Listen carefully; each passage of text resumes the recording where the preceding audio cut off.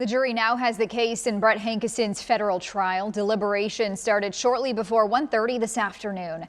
WDRB's Hayden Ristevsky breaks down the key arguments jurors will consider. Hayden?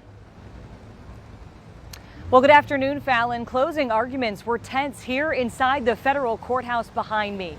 Prosecutors made their final push to the jury, arguing that the former LMPD detective Brett Hankison used excessive force and violated civil rights the night of the raid on Breonna Taylor's apartment.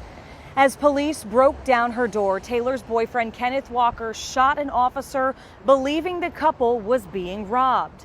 Police fired back and Taylor was killed. Hankison's bullets did not hit her, but he fired his weapon through a covered window and sliding glass door. His bullets entered a neighboring apartment with a couple and their young child inside. Prosecutors argued Hankison's actions were unjustified, unreasonable, and shocking, and went against everything officers are trained to do. They painted Hankison as impulsive and reckless and argued his actions also put his fellow officers at risk.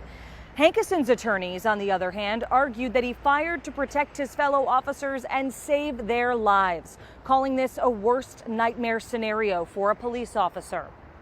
In a deviation from the first trial last year, the defense also called Kenneth Walker a criminal who advanced on officers with a weapon. Those defense attorneys also argued that no one had proved Breonna Taylor was even alive at the time that Hankison fired his gun. This is important because the first count the jury will decide on in this case deals with whether Hankison violated Breonna Taylor's constitutional rights.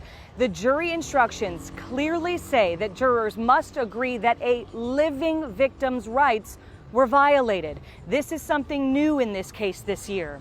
On the second count, jurors must decide if Hankison violated the civil rights of neighbors in the apartment next door.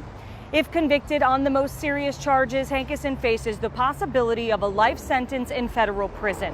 Hankison was acquitted on state charges in 2022, and a hung jury forced a mistrial in his first federal trial last year. And in that case, the jury deliberated for about 3.5, almost 4 days. No indication how long it could take this time, but we will bring you every update as they come in. Reporting in downtown Louisville with photojournalist Emily Evans, Hayden Ristevsky, WDRB News. Hayden, thank